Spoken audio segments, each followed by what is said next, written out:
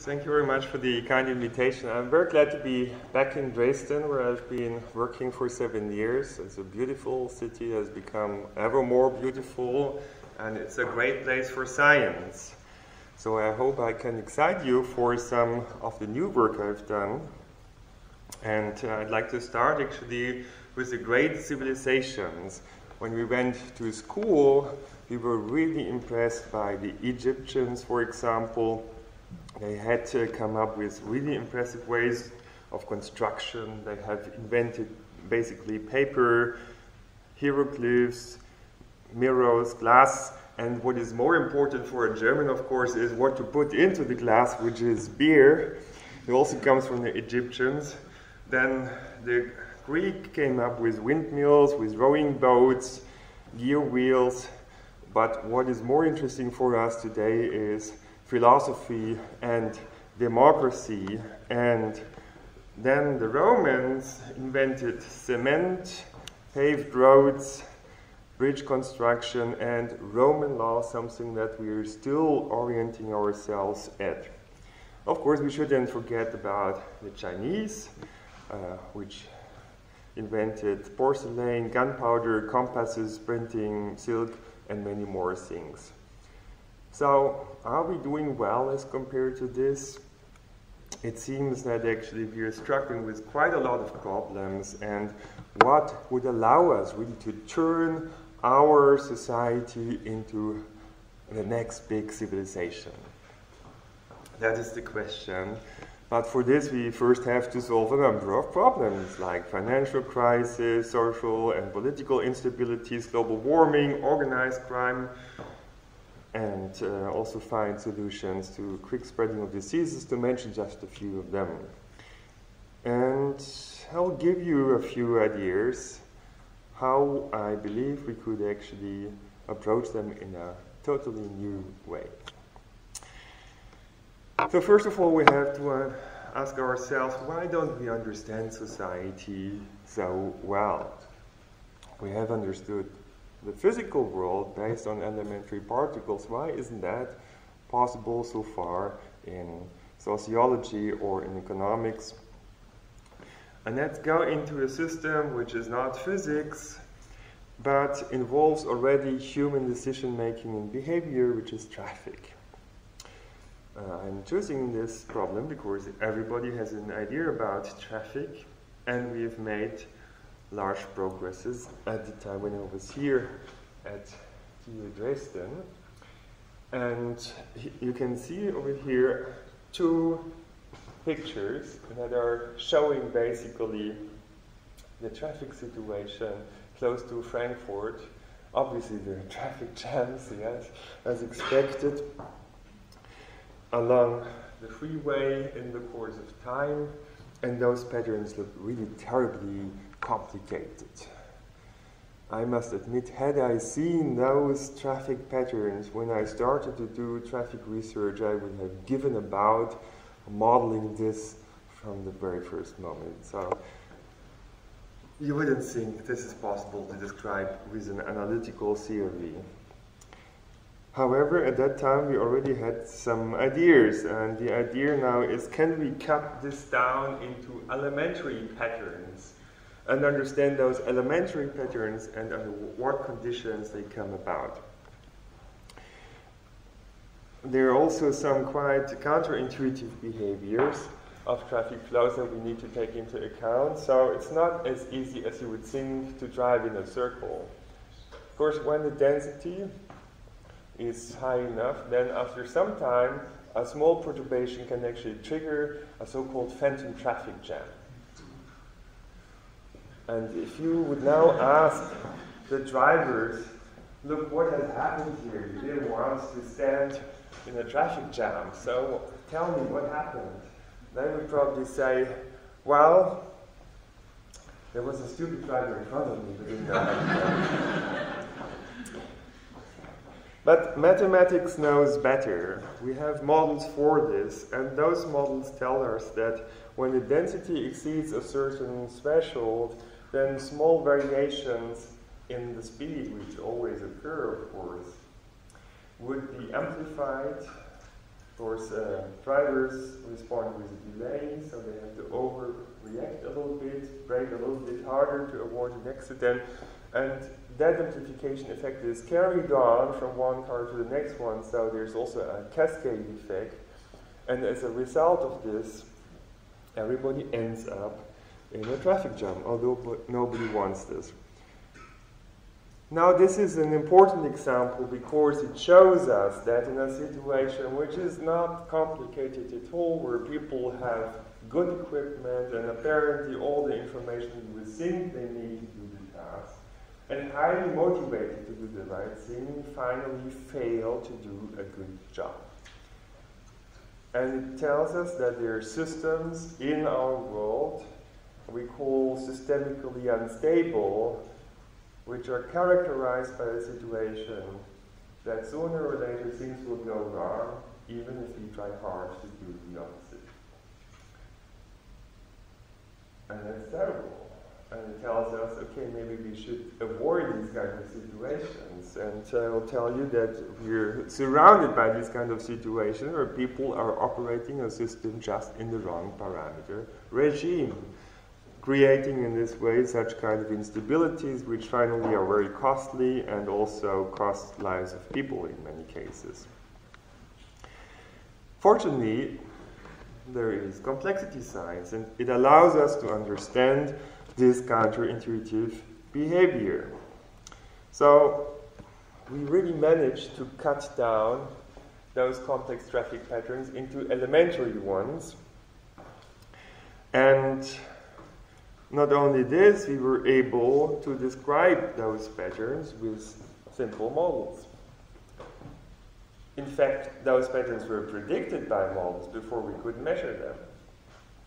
So it's a predictive theory in some sense. This theory also tells us under what kinds of conditions we can expect certain kinds of traffic patterns to happen, like free traffic, stop-and-go waves, homogeneous congested traffic, pink localized classes, moving localized clusters. There's a theory for it. And empirical data match this theory beautifully. It took a few years to measure all this and evaluate it, but in the end we can say we have a predictive theory. We do understand these complex patterns, and we can even predict the increased travel times that are resulting from those traffic jams. Fantastic, but traffic is still a simple phenomenon as compared to our society or economy. So the question is, can we understand our society? And I'm claiming, yes, we can understand also opinion formation, social coordination, cooperation, norms, conflict, and almost whatever comes to your mind that seems to be important. And of course, I give you just a few examples, and I don't claim at all that this is a finished field. On the contrary, but we're just seeing that we can probably do it. And it takes many intelligent people actually to make these models more and more accurate and applicable. So let's start with opinion formation. People have been puzzled about the fact that, on the one hand, experiments show this tendency of consensus formation when people interact with each other and exchange information about their own opinions. But that at the same time, we have still a diverse world. We don't agree all on the same kind of opinions, right? And why not if we have this convergence going on all the time? How is it possible? I mean, now in Germany it seems to happen, but anyway.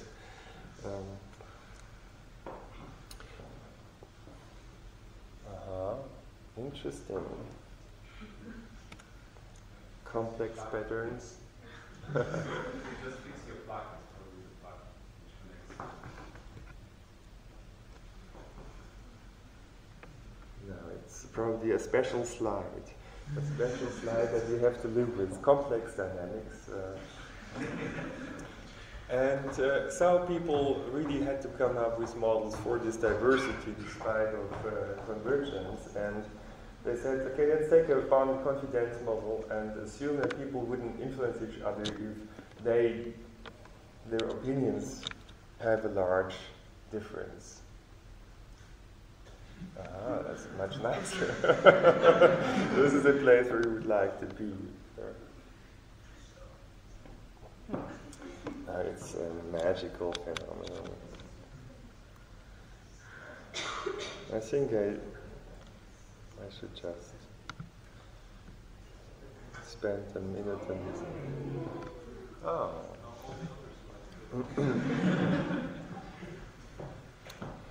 So again, the question is, why do we have diverse opinions although there is this convergence? And people have invented a number of models, and all of them somehow don't fully convince. The bounded confidence model, for example, assumes that people would not influence each other if their opinions are too different. But if you add a little bit of noise, and it happens sometimes that they interact, still you have convergence. So we need to have a different approach. And what we did is we came up with a model that assumes that the interaction strength would be weaker if the distance between opinions becomes larger, but there would still be an interaction. And on the other hand, we assume that there was something like noise. And this noise was stronger when many people agreed on the same opinion, kind of reflecting a tendency towards individualization. You know, we don't want to be all the same. And that creates actually patterns that very much remind of what we see in opinion polls. So, first of all, the number of people pursuing a certain opinion goes up and down for sometimes quite unknown reasons, and then sometimes there's a merging process and sometimes a splitting process, and all of this is actually well understandable. Noise can also trigger symmetry breaking and give rise to social conventions. So here is an example that you all know from pedestrian flows, where we find that people have a certain preference for one side, and those different directions of motion are separating from each other. That can be actually described with a game theoretical model. And over here you see the matrix, which corresponds to the payoffs of those different strategies that people could pursue.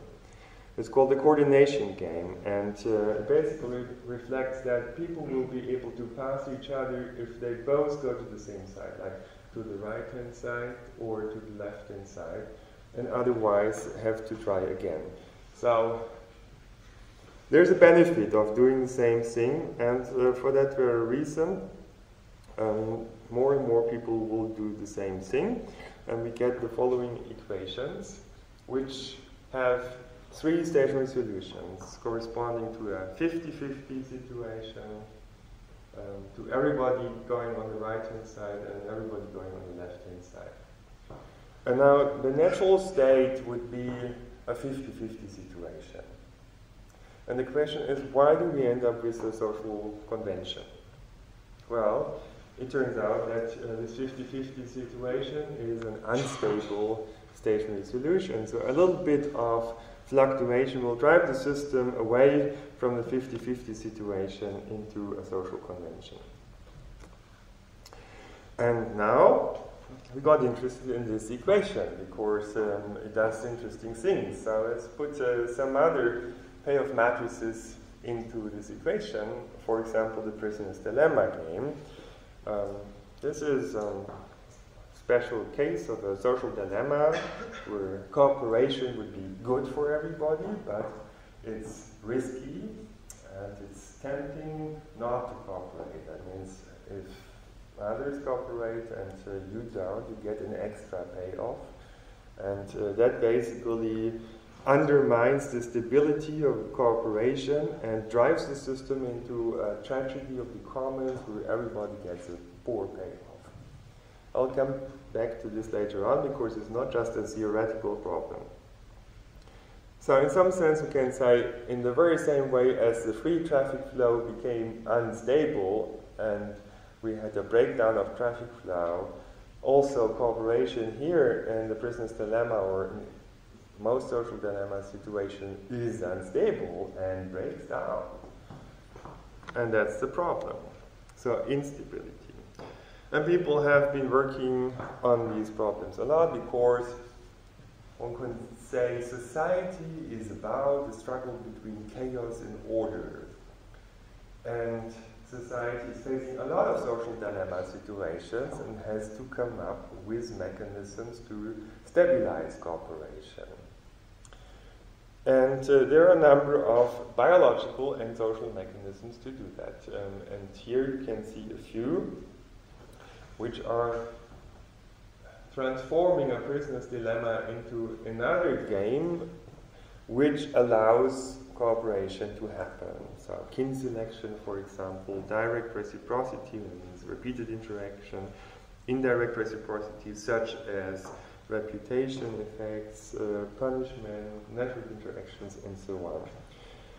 So this is what we do actually in our society to overcome some of the problems, but we're not always very successful, as I will show later on, as this so far.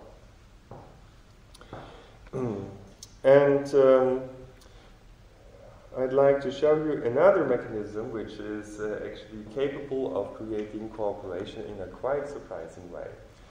So, as I've been studying mobility before, when I arrived in Zurich, I was wondering how would mobility actually change cooperation.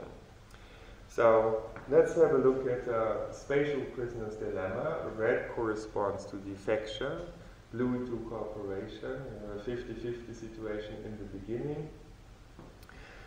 Prisoner's dilemma again, and free spaces where people can move when we have migration as part of the game. But the normal thing is that we assume people would imitate the best performing neighbor's strategy. And in that situation, the level of cooperation is reduced, as we can see over here. It's not further reduced because at the moment we don't have any randomness in the simulation. If we look at success-driven migration, where people are kind of trying to spot a place which is particularly promising, particularly cooperative within a certain radius around them, then what we find is a reconfiguration. And so cooperators like to live with other cooperators in clusters, but the defectors are chasing them and trying to exploit them. That's why they're trying to be next to them. Now, in both situations, we don't find an increasing level of cooperation. So none of those mechanisms is capable of promoting cooperation. And so it's quite surprising that a combination of those two mechanisms raises the level of cooperation. So this is a nonlinear interaction effect. There are correlation effects here, or co-evolution actually, between spatial organization and social behavior. So suddenly the combination allows cooperators to create large cooperative clusters. And that is quite surprising, and I will show you an even more surprising thing. But first of all, we have to criticize this model because it's oversimplified. And reviewers have said, okay, but what if a cooperator now turns into a defector and can exploit everybody around and makes a lot of profit, and so defection becomes attractive for the people around who will see, okay, defection is making a lot of payoff, so let's defect as well because of this imitation mechanism, and so wouldn't cooperation go away if we have such kind of randomness? So let's have a look at randomness, and we start basically with a small town in which everybody is cooperating. But with a certain probability now, people are assumed to do the opposite of what they were expected to do before. Small probability, okay? We all do mistakes, and as you see, it ends up in a terrible situation. We were starting with everybody being friendly to each other, and we end up with nasty neighbors. You seem to know some of them as well, huh? Interesting. And let's have a look at long-term migration, also a random migration. And you see, we find dispersal here. So, very unfortunately, again, cooperation is not stable. So, in fact, the reviewer were right. Noise would very much be able to destabilize cooperation. But he was not totally right. And so I was asking my PhD student at this time, can you do a simulation where you combine imitation of the best with success-driven migration and all those noises that are so disruptive? And what we will find? I want to see this. So I came back a week later and he said, well, I didn't do it because nothing interesting will happen. And so I said, please do it. And I came back again and he said, well, come on, this is not interesting. Why are you asking me to do this? So I really had to sit next to his table and say, do it now. And in the old-fashioned way. I don't like it, but actually sometimes it's necessary, it seems. And so to make it more interesting, we started off with everybody defecting. Oops. And what is going on here? Now we have to start in the beginning. So, everybody is defective, and then the noise destroys the cohesion, and it all looks terribly defective. That's really a bad world to live in. But after a very long time, just by coincidence, a small but supercritical cooperative cluster is born.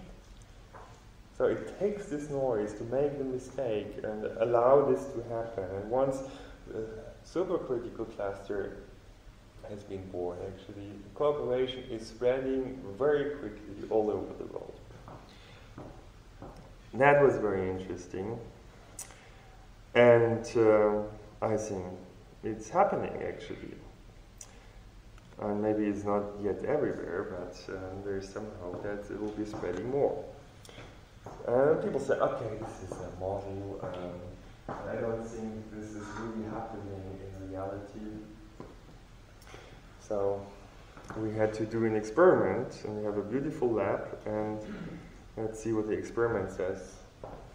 Wow, the experiment really shows that success-driven mobility is key to success. It increases, the payoff increases with mobility. And let me ask, who of you is not from the area of Dresden? So, did the payoff increase?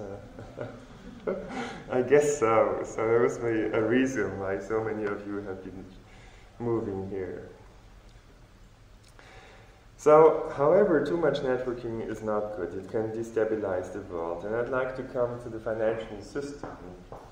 One day, the Queen of London was actually, Her Majesty the Queen was visiting the London School of Economics, and she was asking a question, which she's maybe not doing very often. I'm not sure that was part of the protocol, but she was asking, why had nobody noticed that the credit crunch was on its way? Our professors didn't know what to say. And so they had a workshop. This is what you always do if you don't have an answer. And they came up with this letter where they finally conclude, so where was the problem? Everybody seemed to be doing their own job properly on its own merit, and according to standard measures of success, they were often doing it well. The failure was to see how collectively this added up to a series of interconnected imbalances over which no single authority had jurisdiction. This, combined with psychology and so on, led to a dangerous recipe. Individual risk may rightly have been viewed as small, but the risk to the system as a whole was vast. So how can it be? Nobody is responsible for this. No, everybody did everything right. Well, why do we have billions after billions for a financial crisis then, if everybody was doing everything right? So that brings us back to the traffic jam. That really small things can add up and finally cause a chain reaction that lets the system get out of control. And very unfortunately, too much networking can cause such an instability. While in the beginning, as you network a system, we're talking again here about the prisoner's dilemma situation. People are first interacting with their neighbors, and neighborhood interactions are good for cooperation. And then we drop some random links on top of this circular interaction network. And in the beginning, we see actually the level of cooperation goes up, so we continue networking the system because it was good, and it goes up even more, and we still network it more. However, eventually we get to a point where more networking means an erosion of cooperation. So might this have been actually the root cause of the financial meltdown? Here is the chain reaction that was actually caused. Lehman Brothers went bankrupt, and after that hundreds of American banks followed. And that cost hundreds of billions of losses.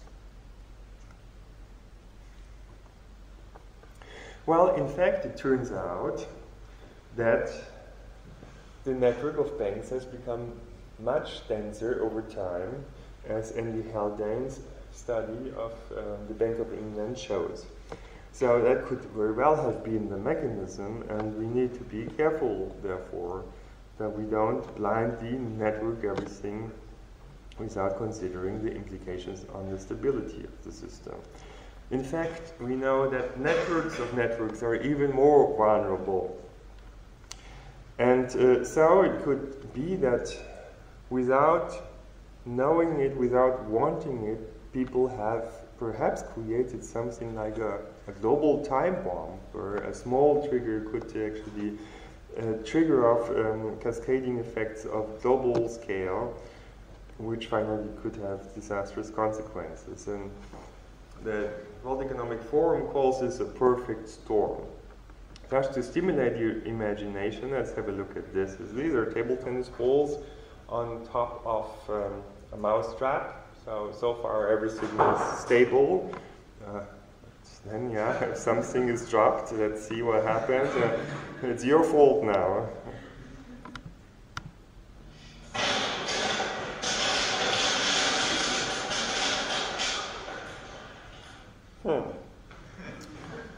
Yeah, this looks funny, but if we're talking about bankruptcy of banks, actually, that's not so funny anymore. So we basically need to be aware that these network systems, if they're wrongly designed, can be very dangerous. And in the beginning, I was really thinking by myself, well, a global time bomb, is this possible at all? I mean, it sounds really like a crime story or science fiction or whatever. But then I found actually this newspaper article by Warren Buffett back in 2003, where he was actually pointing out the rapidly growing trade in derivatives poses a mega catastrophic risk for the economy, and he was warning of an investment time bomb. Well, it took 5 years until this time bomb finally exploded, and now we have to pay the price. In fact, financial markets can be terribly unstable, as we've seen during the flash crash on May 6, 2010.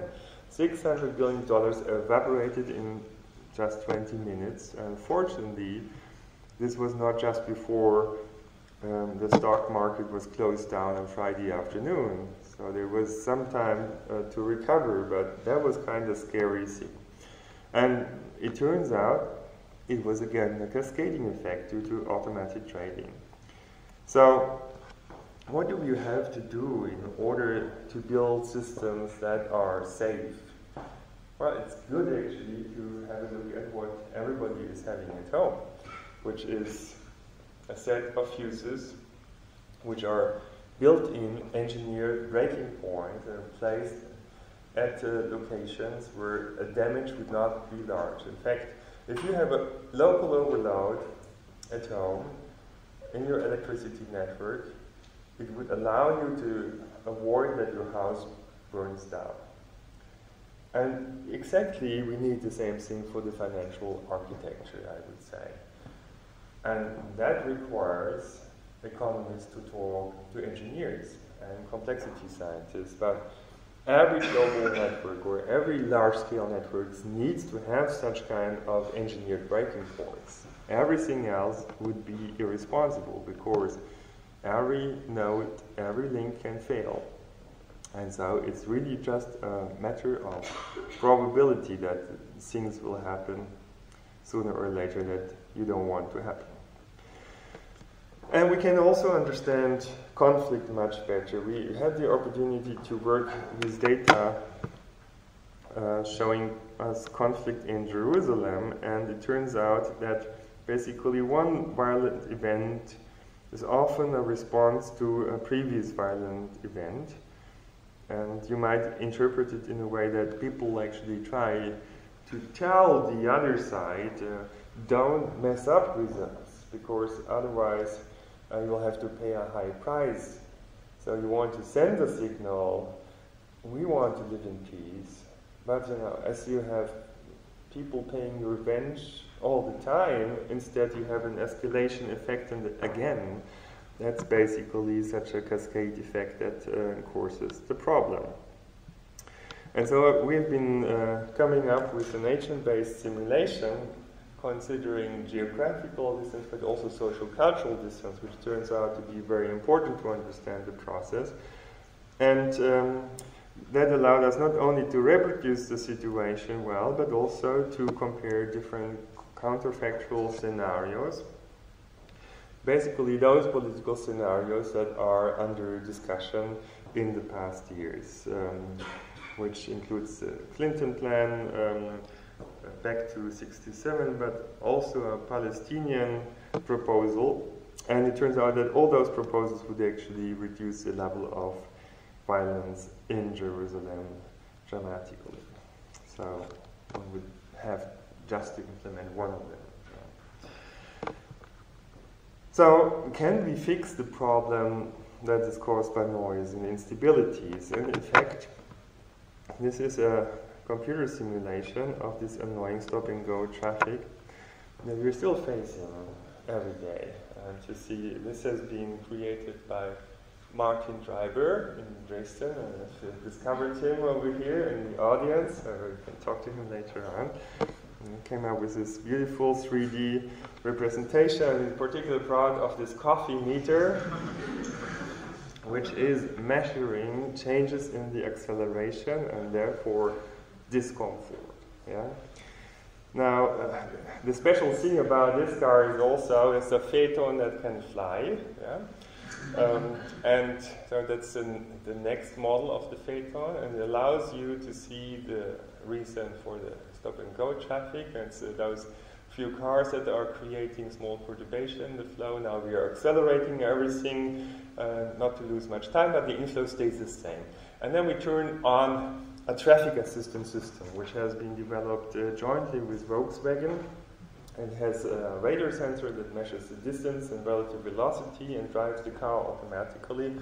And better than humans can do that, because course, humans have not been evolved for traffic flow. And you can see that it's possible actually to stabilize the traffic flow and increase also the capacity slightly through this automated driving, and thereby we can get rid of the traffic jam. So if the interactions are causing the problem, then we need to change the interactions to solve the problem. This is the approach. So that comes down basically to systems design, but systems that would self-organize themselves in a way that creates a desirable outcome.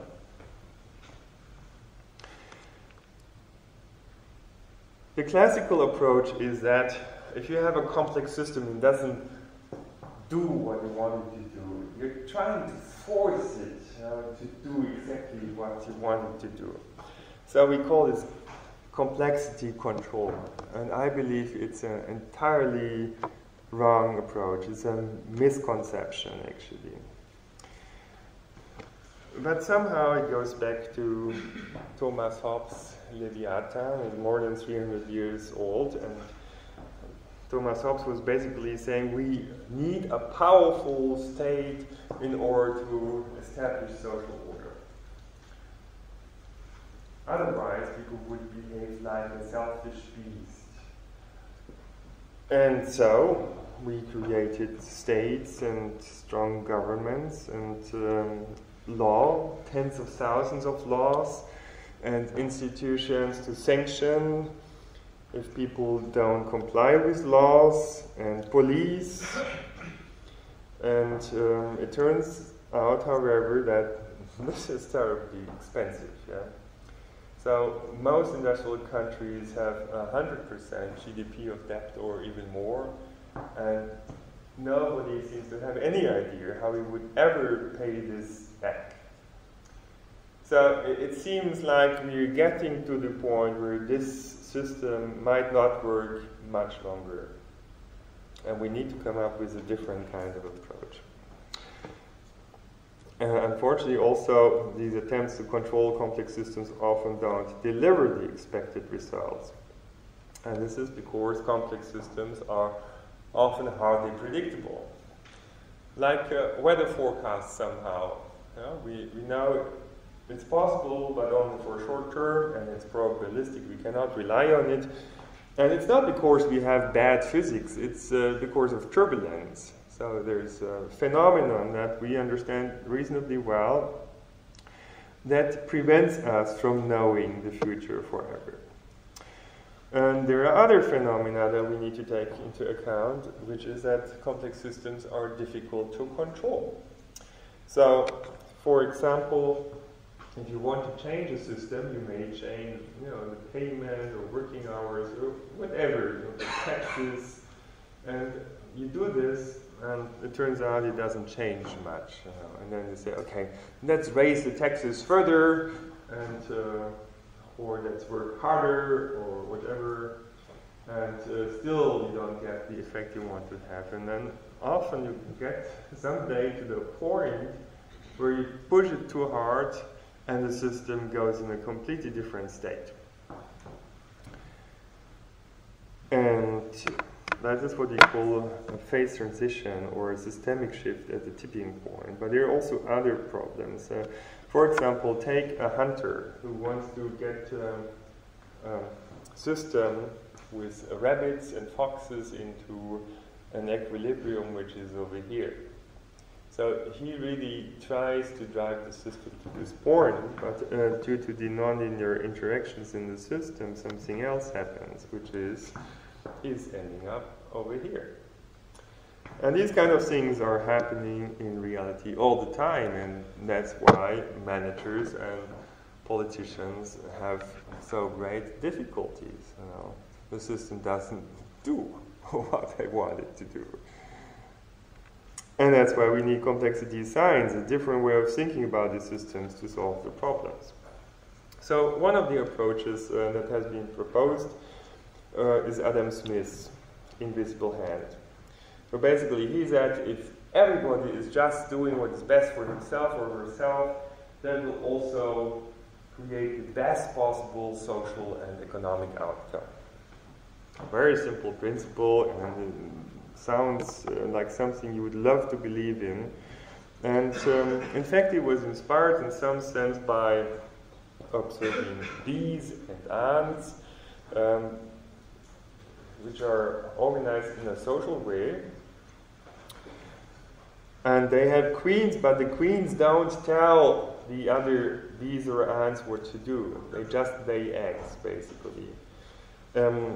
This is something which they said, okay, can't we have that kind of self-organization also in our society? And so Adam Smith basically proposed this invisible hand. And, you know, sometimes it works well, as we can see over here. Pedestrian flows self-organize themselves. There's this uniform walking direction, a separation of opposite flows, and it makes the flow very efficient. And it doesn't take a law or a policeman to tell people what to do. People automatically do the right thing. They don't even have to think about it. So could our economy and our society work like this? Well, that's the big question. Unfortunately, it turns out that the invisible hand doesn't always work. It often fails, and the Love Parade disaster in Duisburg actually is a terrible example showing this. I don't think anybody wanted to harm anybody over there, but in the end 21 people died and more than 500 were injured. Again, a systemic instability that created an uncontrollable situation. Of course, that should have been prevented by not entering this parameter area, which makes the system unstable. That means avoiding high densities. But this is not the only problem that occurs in our society. We see many tragedies of the commons until today, although people have been thinking about it for hundreds of years. Environmental exploitation, environmental pollution, overfishing, global warming, tax evasion, free riding, you name it. There's many problems, and we didn't find a solution for them yet. What a shame, after 300 years of science and the best technology we have. So, would we have just to live with it? No. It's always in this moment, you know, and everything has to be different. Albert Einstein has to say a word. So he said, we cannot solve our problems with the same kind of thinking that created them. We have to change our thinking. You won't fix it by doing it more, pushing more in this direction, forcing it, you know. All of these concepts will fail. We've seen they're failing, but still, you know, because nothing else came to our mind, we're still doing it. Yeah, we have to make sure something else comes to our mind. Don't do the same mistakes all the time.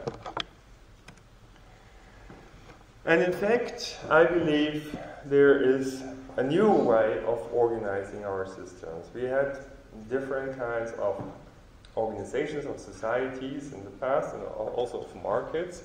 So, for example, centrally planned economies, but they were organized top-down and regulated top-down, and on the long run they were not very efficient. And that's why we have market economies, where we have now a bottom-up organization. I mean, companies can do many things as they like. But sometimes there are market failures and other problems like environmental problems or social exploitation or whatsoever. So this is where politics comes in and comes up with top-down regulation.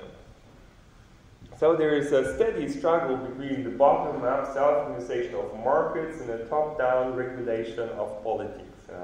It doesn't really fully fit together. And that creates a lot of friction and inefficiencies. The question is, can we get rid of this friction and inefficiency? And I believe, yes, if we would learn after many hundred years eventually how to do self-regulation. That means how to organize and regulate systems in a bottom-up way. But it certainly doesn't work in the way we've done it in the past with the Homo economicus, who just thinks of his own benefit. We need to have another regarding approach, and I call this approach the Homo socialis. Now the question is, would a Homo socialis exist at all? Well, we have often learned people are just selfish. This is how evolution has made us. And if we were not selfish, we would not survive, basically. The friendly people would have less payoffs and eventually less offsprings, and that makes us nasty. And who believes that we're these nasty Homo economici? One? Just one. 2, 3. And who believes we're other regarding? Nobody? No, 1, 2, 3, 4. A slight majority. And everybody else doesn't have an opinion, or what do you believe? We have done a computer simulation to understand this evolution of the Homo economicus. So, merciless selection plus mutation plus the individuals are maximizing a utility function. In the utility function, however, they can give away to the payoff of others. We call the way the friendliness. And the friendliness is set to 0 in the beginning. And then the question is, what happens? And it turns out for a long time, people stay selfish. But then, surprisingly, under certain parameter conditions, Homo socialis is born, and it turns out that he manages to overcome the tragedy of the commons, and that therefore he can actually create a higher payoff, even a higher payoff than the defectors who are trying to exploit them. So, there is, surprisingly, not just the Homo economicus that can be an outcome of merciless biological evolution, but also the Homo socialis. And the Homo socialis is characterized by conditionally cooperative behavior, who takes self-determined but other regarding decision. I mean, it takes into account the implications of their own actions. And this implies that decisions become interdependent, and I call this networked minds. In fact, here's the computer simulation. You see in the beginning, everybody is selfish, no friendliness at all, but after some time, we end up with friendliness, and that is finite. And in fact, we find a broad distribution of friendliness, so you may be more selfish than you, but we do have basically all friendliness values in existence. And this is supported also by experimental results, where selfish people do exist. The 3 people who have raised their arms, no, you do exist. Yes, but the majority of people is pro-social. And even Adam Smith knew about it. It just never ended really the main core of economics. So he said, however selfish man may be supposed, there are evidently some principles in his nature which interest him in the fortune of others and render their happiness necessary to him, though he derives nothing from it. And I think this is important to consider, actually. So I'm now showing that other regarding decision makers can be superior to top-down decisions and to the Homo economicus. And for this, I'm actually showing you some work I've done together with Stefan Lemmer, who's also in the audience. And Dresden will be the first city, actually, to implement this new approach. So, again, let's have a look at the 3 ways of organizing social systems. In this case, the situation is like this. There's a competition for space and service capacity. Not everybody can be served at the same time. And that's somehow similar to our economic situation. So there is competition for being served first and so on. And the way we solve this problem is by typically top-down decision-making. We have a central traffic control authority, and that's collecting a lot of information, tries to come up with the best possible solution, and then implements it in the city. We sometimes call this the principle of the benevolent dictator. We'll see how well that actually performs. Then, this is competing with Homo economicus, where every intersection is separately minimizing the waiting times of vehicles approaching this intersection. There's a mathematical formula for this. It's not very complicated, can be done, no problem. So every intersection is like a Homo economicus, strictly minimizing travel time. Yeah, it's strictly selfish.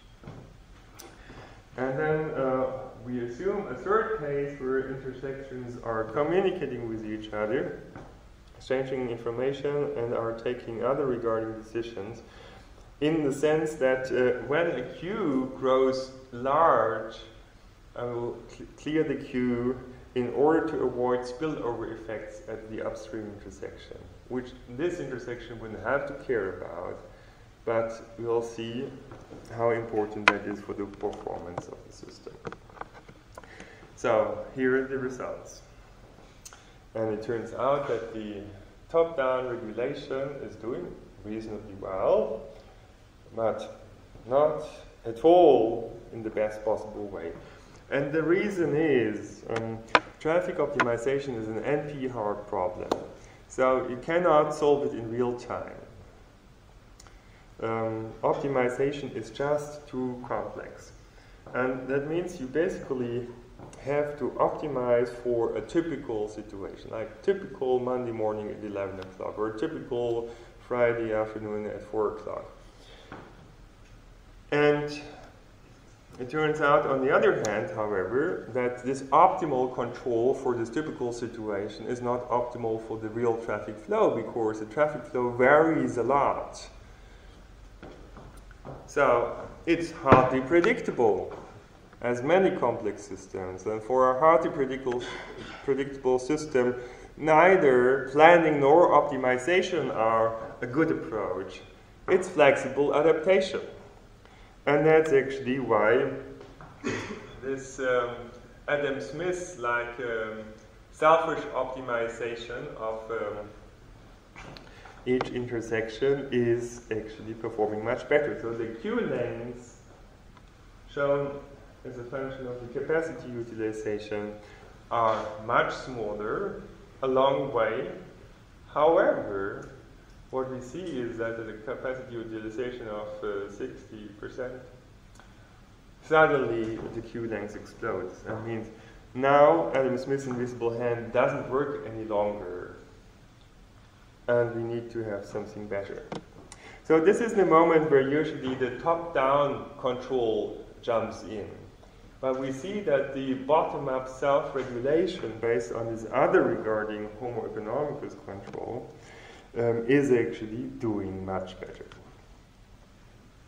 So I'm kind of suggesting that as our reality becomes more and more complex, we cannot optimize the system anymore, even with some supercomputers, and decentralization is the way to manage those complex systems in the future. So it allows to harness the increasing level of complexity and diversity.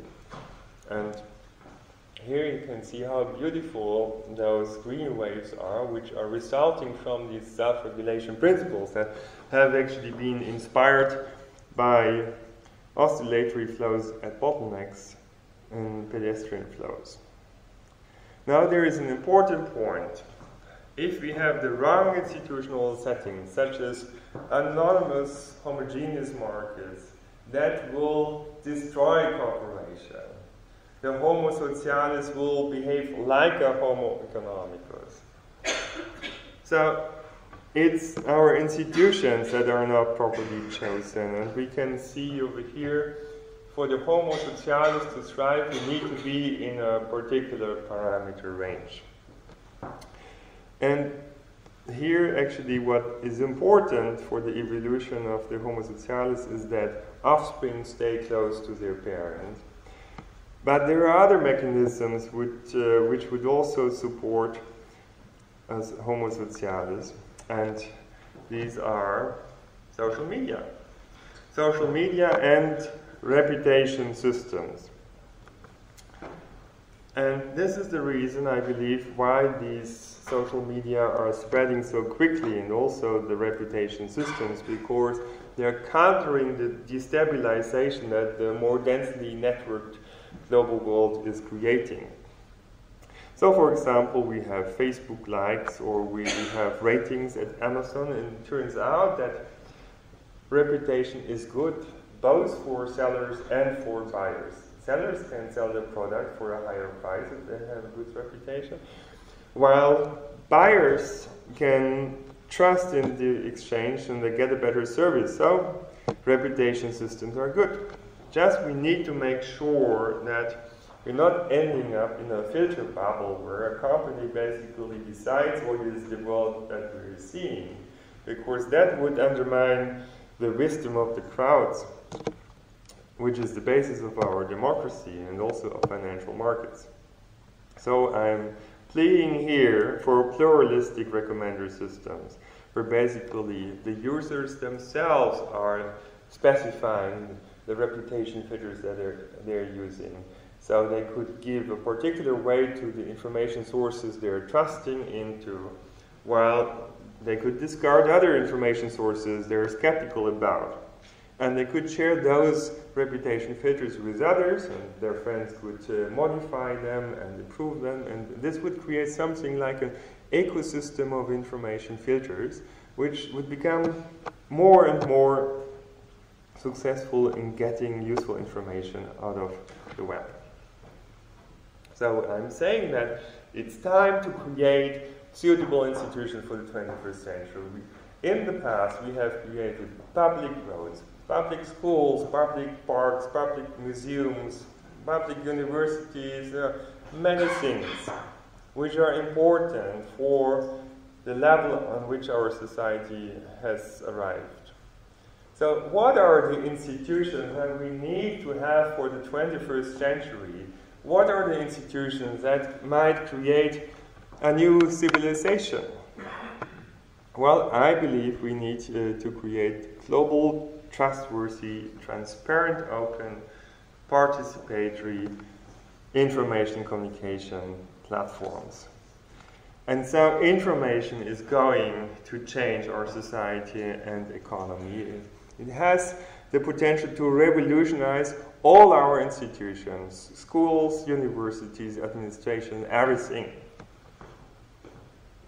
If we do it the right way, it will be a fantastic age of creativity and participation. If we do it in the wrong way, it might be a totalitarian state. I'm trying to outline here what I think would have to be done. So everybody is now celebrating data as the new oil, but I'd like to point out that models are also important in participation as well. So given all this information that we are now increasingly having about human activities, what could we do with it? Well, I propose to draft new instruments of discovery in the very same way as we have built telescopes and microscopes and X-ray machines and whatever to see things that we would otherwise not be able to see and heal people's health and so on. We could actually create measurement instruments to measure the health of society and detect the instabilities in our economy and all these kinds of things, things we could otherwise not see.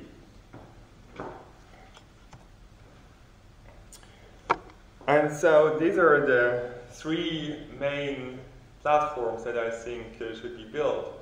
A planetary nervous system which would collect information in real time and give us a picture of what is going on in our world. That information could then be used by a large-scale simulation, which we call a living Earth simulator, which would allow us to look at what-if scenarios and see what are the implications of potential decisions. What are the opportunities? What are the risks? And finally, all this should be opened up for everybody, because only then can data really unleash its full potential. And how would it work? So let's have a look first at the planetary nervous system. Actually, I do believe it will come, because there is now a beautiful book which is called The Human Face of Big Data. And the foreword has a headline which says, A Planetary Nervous System. This book was sent to 10,000 major decision makers. So this will happen.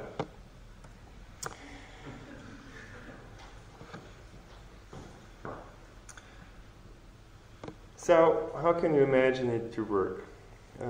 You could use your smartphone, for example, and all the sensors that are in the smartphone to measure what is going on around us, assuming your personal consent, of course.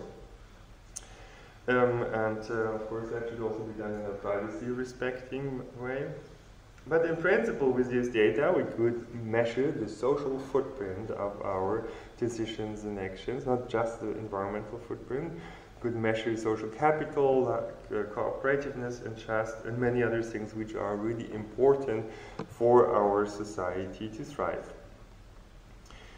And in fact, it's a CERN-like vision to create a measurement instrument for the techno-socioeconomic environmental system of our world, to create more awareness, in fact. And here is a functional illustration how it would work. So you can, for example, download millions of photographs from the web. Let's assume it's Creative Commons or whatsoever. And then basically determine where have all those people been standing who took pictures, where have their cameras been pointing.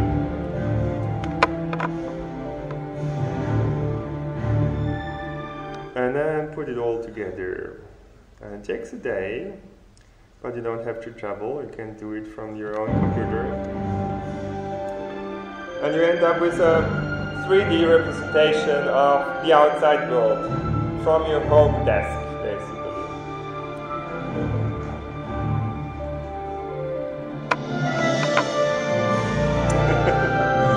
Yeah, so you can do that basically with every place in the world. And in this way, take information about the world into your living room.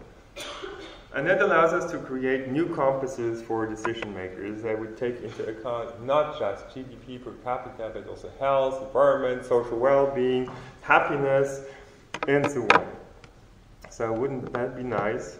We could also create observatories for financial instabilities, for epidemic spreading, for wars and conflicts, to warn us in advance and to help to take the political measures to negotiate and hopefully avoid the conflict, and so on. And then, as I said before, that information would go into a living Earth simulator, which would integrate existing models of traffic, production, the economic system, crowd behavior, social behavior, all sorts of kinds, and then scale it up eventually to global scale, with hundreds and thousands of scientists and technology experts and programmers and so on. And in fact, everybody who has a data set or a computer model to provide, because that will be uploaded to this global participatory platform. Well,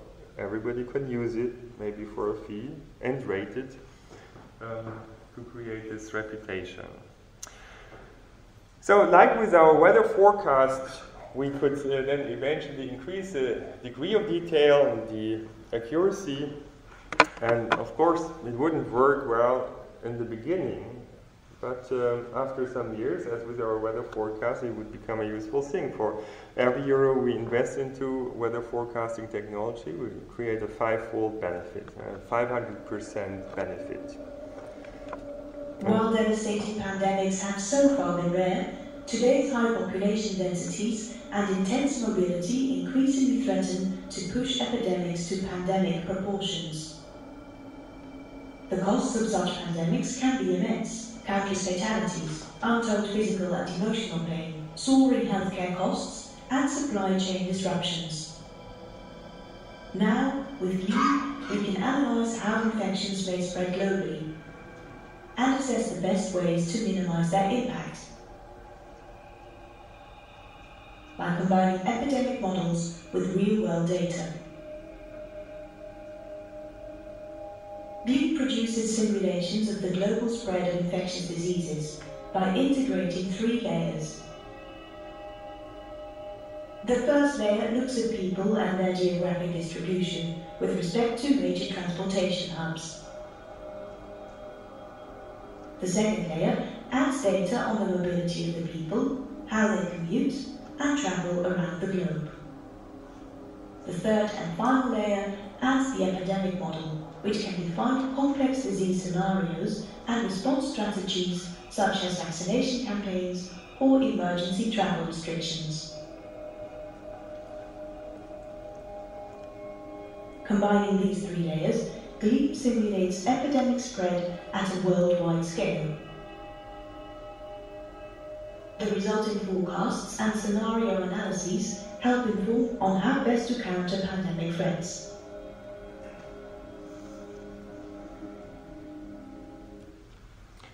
So that gives you an idea of how such global scale simulation could work, and as I said, it would have to be extended now by social and economic and technological dimensions. Now, we would not just have to simulate it, we could actually make it interactive, like a serious multiplayer online game. In this way, really see how real people behave and let them make a contribution, let them look for new solutions. So finally, the global participatory platform is also a very important element here. The need for increased participation flows not just from everybody all over the world asking for it, but basically it's the response to an increased complexity of the world. And in fact, Wikipedia has shown how such participatory approaches can actually work. It's very impressive. It's now the best encyclopedia of the world. But we have very similar models also for OpenStreetMap, where 1 million people are actually contributing to the most up-to-date map of the world. And we're now entering a situation where consumers will not just be passive anymore, but so-called prosumers who co-create things, who would actually be co-producing the products that they're buying. They might even come up with their own projects, you know, with their friends or colleagues come up with a project where you build a new lamp, a new machine, new music, whatever comes to your mind, and all this will be possible through new technologies. You know, some people have said that the 20th century was the century of the democratization of consumption, while the 21st century will be the century of the democratization of production. And in fact, 3D printers now allow you to produce things at home. And solar panels allow you to produce energy at home. So we have this trend towards participatory production. I think this is very interesting. The social media are promoting that very much, enabling this. Enabling coordination is not just an instrument for entertainment. I think it will become really an instrument for production in the future. And I'd like to conclude my talk by saying information and communication systems can fundamentally transform science, society, economy, and all our current institutions. And this will most likely happen within the next 10 years. And why is that? Because computer power is exploding. Every 18 months it's doubling. And it means that by the year 2025 or so, computers will reach the capacity of the human brain. and it's just around the corner. So they will certainly change our society and the economy more than the invention of the steam engine, for example. And we now need to take a decision how we want this future society to look like. We have to create the laws for it, the regulation or the self-regulation platforms that I was recommending, and now is the time to talk about it and to develop the ideas, because Watson is already outperforming people in game shows, and Watson, the computer of IBM, is now also making telephone hotlines and customer service better than real people can do it. So we're at the point where computers are taking over. 70% of all financial transactions are done by computers today, and soon we'll drive Google cars maybe. So our global challenges call for a joint global and interdisciplinary effort, and I hope you'll make a contribution. I'd like to finish up by saying this challenge can only be solved by actually changing fundamentally the way we think about our world. We need to change our way of thinking in the same way as it was necessary when we learned that the Earth was not in the center of the universe. And again, we'll have to think about the role of humans in the future. Thank you.